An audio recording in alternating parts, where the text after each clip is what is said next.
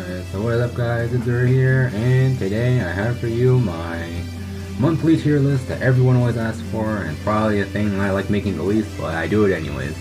But that aside, this month gave us like support for like 4 clans that were already pretty good to begin with, and that stuff just made the clans like even better than they already are. So without further ado, I guess we'll start. I have changed the tiering up a bit. I even described them for you, so I don't explain them myself, but I'll just go over it anyways. S is like the top decks. A are like the really strong decks. B are like the strong decks but have issues that make them not as good as the decks in A. And B are like the stuff that you see on ladder that you will lose to if they stack, but realistically speaking are not very good decks. So I'll start from the bottom. Playable decks, I'll just put them both here because only two. I think it is like whatever variation of D Police you see. You like never see Dayusha Turbo. All you see is Daikaiser and JP because they like cheating you. But there's that, and there's Maelstrom.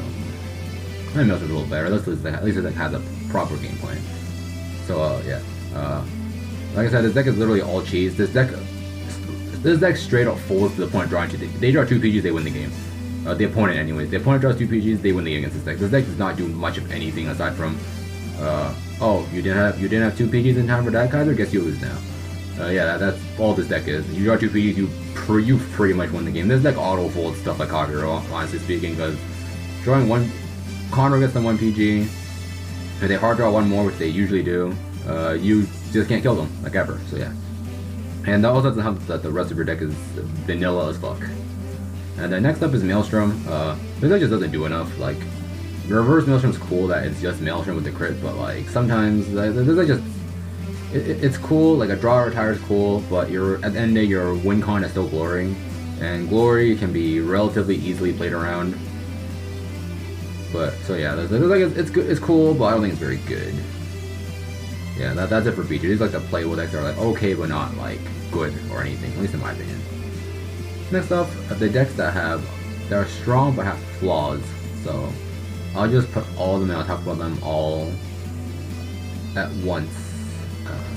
You go here, you go here, you go here, and you go here. Order-wise, I think it's probably something like this probably. Yeah, okay. Yeah. So the reason I have the 2 Link Joker decks at the bottom is because at the current moment, golds are like by far the most popular deck on ladder right now, and it is, spoilers alert, a very good deck that is probably up here, but we'll get to that when we get there. Yeah, so yeah, the fact that gold are the most popular deck and one of the strongest decks makes it so both Link Joker decks just struggle to play the game.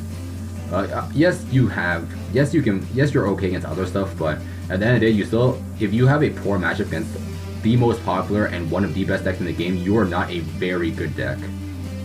So yeah, you just have a very poor matchup against the really good decks, and especially if you're playing on ladder, these decks cannot function on ladder right now. Like, Glendy is higher up because Glendy can deal with Gold Paladin better, just because even if they unlock their stuff, you can still play like a beatdown strategy with your really big reverse units. So yeah, that's why I think Glendy is better than Chaos right now. Like these decks, if Gold Paladin and Unlock didn't exist, these decks would be a lot higher, especially Chaos. But at the moment, I don't think Chaos can keep up right now, just because Golds are everywhere. Also, doesn't help that you don't have a good fun time against Kagero either. So yeah, that is why I have the Link Joker decks at the bottom of strong decks that have flaws. Their flaw is that they play terribly into the good decks. Sook, tried and true. Honestly, like these 3 decks these decks can like change around. But Sook is here because it is still a ride chain deck. The deck can brick on itself. If the deck is losing, it's because it's losing to itself, not because it's losing to any matchup. Although I will say this deck doesn't have fun against golds either, because golds love to rush you early, and Sook hates when they're getting rushed. So yeah, that's why Sook is down here. You have one of the best decks, and Pale Moon. Pale Moon also loves to rush you early. So you have like 2 bad matchups where they just rush you, or you have 2 matchups where you get rushed early, and you run into the chance of bricking in the deck bricking in like the ride chain or stuff like that. Yeah, that's why Sook is here. And then next we have Minerva. Again, like this deck is very powerful. This deck has honestly one of like the best kill turns in the game. The only problem with this deck is that you need very, very specific things into your soul, and and you can run into problems finding to get the stuff into soul. You don't have anything that just says on play put a chamomile into soul. That's usually what you want. Like if you can't get to 2 chamomiles by the time you break ride, your kill pressure just like went down. Like your ideal soul is like 2 chamomiles, 2 Melissas minimum to do your kill turn, just so you can have scaling lanes. So yeah, that is a problem with this deck, getting the specific stuff into soul. But if you can get the stuff into soul, you actually do play really well because you have a strong kill turn, all your lanes scale on your kill turn, and you can Tekken unlockers to deal with Link Joker. So you basically not lose that matchup, so yeah. Strong deck, but can have trouble finding the proper stuff in soul. And the reason Ashley reverses here is because Ashley, this deck auto folds the Link Joker, just straight up. Like this deck has this deck has basically an unwinnable match against Link Joker. Chaos screws you over, Glendio screws you over too, because since your game plan is actually reversed, like almost all the time, because she is like by far the best ride you have. And since her cost is lock 2, if Glendios locks even 1 card, you don't have a single booster for that turn, and you have no kill, and you have no like attack pressure. Almost all your lanes will be on a 1 pass if Glendios locks 1 in your back row, and God forbid they lock 2. If they lock 2, you can't even use your skill unless you want to lock a front row. So yeah, you have a bad matchup against going into Glendy. This deck also doesn't like getting rushed either, because they want to play like slow early and just ping themselves to 4 sometimes, and again, Gold Paladin and Pale Moon love to rush you, so yeah, you have two auto lose matchups pretty much, and you have a not so fun time against the other top tier decks. So yeah, that's why Ash reverses here. That's it for the B plus. For A, let's see. 1, 2. I'll order this later. 2, 3, 4. I think spikes are actually at the end of this for once. Something like this. Alright, so these are the strong decks. I still think spikes are very good decks. Although I do think my Panda has dropped a little bit just because like the other decks have been getting better, and spikes haven't gotten any extra support. But yeah, spikes are like the premier degenerate kill go 3 to 6 deck. You have Jelly Beans. When you do your breaker turn, all your lanes scale. You have a Conroe and Mecha Trainer. Like this deck just has basically everything. Problem is the deck doesn't have retire though. This deck does not retire. And most relevant meta decks do retire to some degree, so yeah, that is one thing against it. And then this deck does also rely on not having double intercept on your kill turn. If you're looking to kill them from 3, although I will say if they're at 4, they're just dead. There's no way to stopping a kill turn from 4. And this deck is like somewhat reliant on draw triggers, just because the deck doesn't really plus outside of like Devil Summoner. Yeah, looks up Devil Summoner, the deck doesn't plus at all. And the deck does need like a bunch of pieces for its kill turn. Although the pieces are relatively easy to find, so that's not usually that big of an issue. Next up, we have Rebirth. So this is like the pure Overlord, because I did distinct in between like Rebirth is like the pure Overlord deck, and this is like any deck that has like the Nobel engine in it.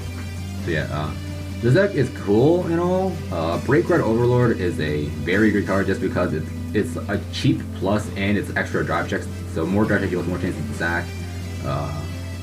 The only problem is that Rebirth itself is kind of not very good in the deck that he's in. Like you're forced to play him because in this deck because you want like as much Overload as possible, and to do that you have to play Rebirth as a 4-up. He's the heal for a reason. He's not very good, but yeah, like Rebirth is not very good. But you play him because Breakride Overlord only gives the Breakride skill to another Overlord, and since you're playing Burnout, you need Overlord in your drop as fodder to banish to get the retire off. Ideally, your kill turn with Breaker Overlord, or like, your best turn with Breaker Overlord is like with Dope instead of this. This is like something you ride because it was the only thing left in your hand, or you didn't have a second Dope. Because this thing does have a good skill in the on hit to a rear CV2 to discard an Overlord to kill off a rear. So you can use it to kill off a rear if you have like this and like a Dope. Usually, you would ride this over the Dope. So yeah. It's an okay deck. It's nothing amazing. I think Novelle's still better because you do get like the trigger cycles, and you get like, and you like either the deck just flows better. Honestly speaking, that's the best way to put it. The deck flows better, and you get more trigger cycling. Next up we have. Actually, I haven't played Ezel. I think I'll do Ezel first. Alright, Ezel. The deck got no changes from last set. This set was all Liberator support, so yeah, the deck hasn't changed. It still absolutely dicks on Link Joker in every imaginable way. You can still play pseudo Reiji. The only reason my thought of this deck has gone down is because you just don't see it anymore. I don't even play it anymore. But yeah, it's cool and all, but it does still run into sometimes the problem of like having to actually find the secure off the top. And this deck doesn't really like getting rushed either, so you don't do well against the other Gold Paladin deck. So this deck is still very powerful. If you're looking for a deck that doesn't let the opponent play the game, this is like the perfect deck for that. I think it's the only deck that can still do that. So yeah, good deck. Still a good deck. Yeah. And then next off we have Revengers. My opinion of them has gone up. I've been playing them a bit myself. Judge Bow is pretty good. Drag Ruler is pretty okay. Desperate actually has a niche too. Like it just got like a few extra tools to let the deck like play around with it. Swordbreaker's okay too, I guess, but you don't listen to anyone when they say Judge Bow and Devil Swordbreaker is good, because it is most definitely not good in this game. Sometimes you do it just because you already have the extra drawings in your hand, but I'll get to that when I actually do a deck profile of that deck. But yeah, it just got an extra ride that isn't like completely terrible like Diramud. Diramud, the 10k double rare that gets a crit. Yeah, so yeah. Drag Ruler just gives you an additional ride that isn't garbage, and gives you an extra card that can kill your opponent with. So you're not specifically looking for Mordred and Raging. Because before in the old deck, if you didn't draw the Raging form, you at most check for 1 PG at 3. And sometimes you just need to be able to kill from 3. So yeah, Drag Ruler gives you an extra option to do that. It's also 11k base, and it also has the waterfall skill to let the scale, so it doesn't feel completely terrible if you ride it first. So yeah. The reason I don't have it up here is because this deck actually has really low kill pressure. Like, us compared to Liberators, which basically have infinite blaster blades, this deck has a limited amount of blaster darks. You can't just play them all out.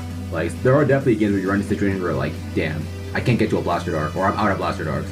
Liberators just go, blaster blades, those are free. You like always have one in your hand when you play that deck. So yeah, that's why I think it's Revengers here and Liberators are surprise up here. Yeah, not having infinite blaster arcs definitely hurts with that. Next, finally, we have the top decks. Nope, Liberators are the best deck. Yeah, so this is the order. So, Pale Moon, I initially had it here, but like after like playing a bit myself and playing against people who play this deck, like if this deck just starts seeing draw traces, or this deck will run you over, because they can just slam hand every turn. They like push you for like 2 damage every turn, and then they just see draws, get their entire hand back. It is strong, and then also the next good thing is that this deck doesn't need Limit Break to actually do a skill turn. So your opponent can't actually deny you, unless we're designing Counter Blast, which is reasonable, but yeah, the only problems with this deck to me is that sometimes you just don't get what you need into your soul and you can't do anything. Yeah, but I think this deck has enough ways to get it up, get stuff into soul, and has enough ways to just kill you that I think it's like it warrants being. It is like slightly better than these decks. I don't think it's like a huge difference between these two tiers, but I think this deck is better than these decks enough that I would put it up here. Next up, we have Novell. This is whatever Kagero list you want that has Novell stuff in it. Novell's still a really good card. Just shuts off triggers, shuts off defenses, shuts off 6 heals. It can board nuke, and you have a bunch of other overload stuff to help this deck be good too. And just overall, a really solid deck. Only problem with this deck is like you don't see draws, you can't play the game, but honestly, Breakride Overload does help with that, because some lists do run Breakride Overload with this. It just runs basically about us in engine to like fetch for better cards. And this deck is just good. It's just an overall really solid deck where if you get to see like some amount of triggers, you will like win the game more often than not. So yeah, I think this deck is just really powerful. And I do think it is the second best deck right now, and I think the best deck in the game right now is by far Liberators. Like, I think these two decks are more in line with these decks. Like, these two decks definitely could be bumped down here, but I think Liberators are definitively the best deck in the game right now. Like, you could do this, and I still think this is like okay, but like, I think these decks are like better than these decks, but not as good as Liberators. But I don't want to put Liberators in tier of their own, because I don't think it's like that serious. Definitely not like a tier 0 deck or anything. But yeah, Collider is literally nothing but Gold Paladin right now. It's nothing but Liberators. Every other game you will queue into Liberators.